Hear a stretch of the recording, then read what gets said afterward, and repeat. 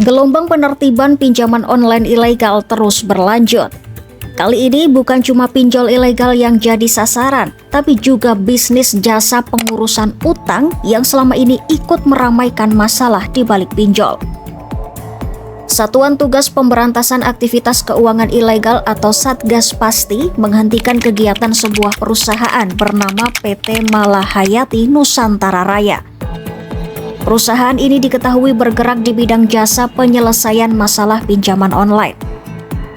Langkah ini diambil karena perusahaan tersebut belum memiliki izin usaha yang sesuai dari otoritas terkait, termasuk Otoritas Jasa Keuangan atau OJK. Kalau dilihat sekilas, layanan yang ditawarkan perusahaan ini memang terdengar dalam tanda kutip menolong.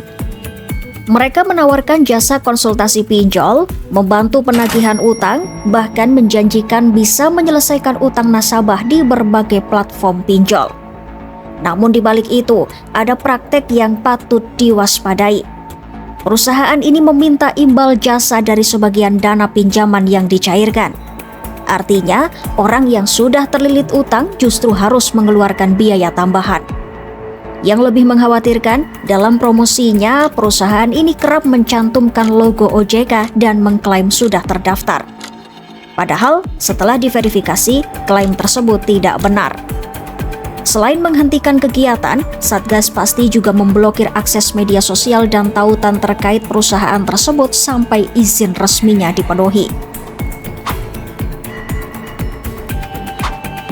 Penindakan ini ternyata bagian dari langkah yang lebih besar. Sepanjang kuartal pertama 2026, Satgas Pasti telah menutup 951 entitas pinjol ilegal. Bukan cuma itu, ada juga 2 penawaran investasi ilegal yang ikut dihentikan karena berpotensi merugikan masyarakat. Jumlah ini menunjukkan bahwa praktek keuangan ilegal masih marak, terutama di ruang digital.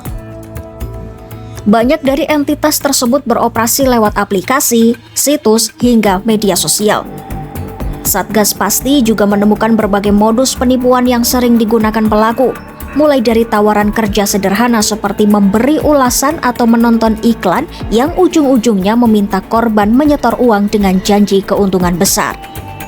Ada juga modus yang meniru nama dan logo perusahaan resmi agar terlihat meyakinkan, padahal sebenarnya palsu.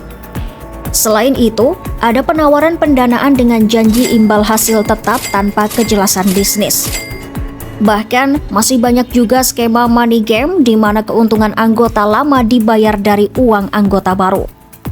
Tak ketinggalan, investasi kripto ilegal yang masih menjanjikan keuntungan tinggi tanpa resiko juga masih sering bermunculan. Semua modus ini biasanya disebarluaskan lewat pesan pribadi, grup chat, dan media sosial, membuatnya mudah menjangkau korban. Data dari Indonesia Anti-Scam Center menunjukkan betapa besarnya masalah ini. Sejak akhir 2024 hingga Maret 2026, sudah lebih dari 500.000 laporan masuk dari masyarakat. Ratusan ribu rekening juga telah dilaporkan dan diverifikasi. Dari jumlah tersebut, ratusan ribu rekening berhasil diblokir dengan total dana korban yang diamankan mencapai ratusan miliar rupiah. Sebagian dana bahkan berhasil dikembalikan ke korban meskipun tidak semuanya bisa diselamatkan.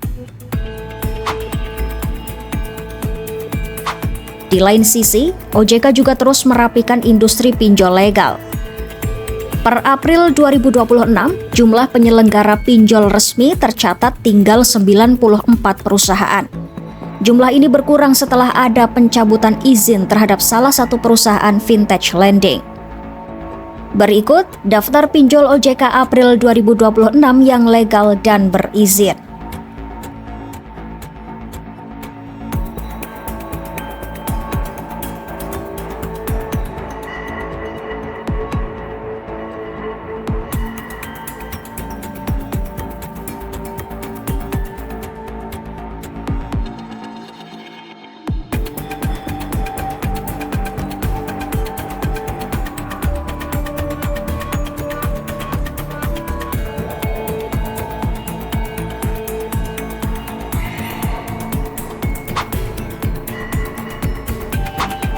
Melihat masih maraknya kasus ini, masyarakat diimbau untuk lebih waspada. Prinsip sederhananya, kalau ada tawaran yang menjanjikan keuntungan cepat, pasti, dan tanpa resiko, justru itu perlu dicurigai. Begitu juga dengan jasa yang mengaku bisa menghapus atau membereskan utang pinjol dengan mudah. Alih-alih membantu, bisa jadi justru menambah masalah baru. Jika menemukan indikasi pinjol ilegal atau penipuan, masyarakat bisa langsung melaporkannya melalui kanal resmi OJK. Kedepan, Satgas pasti memastikan akan terus memperkuat koordinasi dan penindakan terhadap aktivitas keuangan ilegal. Di tengah maraknya pinjol dan layanan keuangan digital, kewaspadaan menjadi kunci utama karena di balik kemudahan yang ditawarkan selalu ada resiko yang perlu diwaspadai.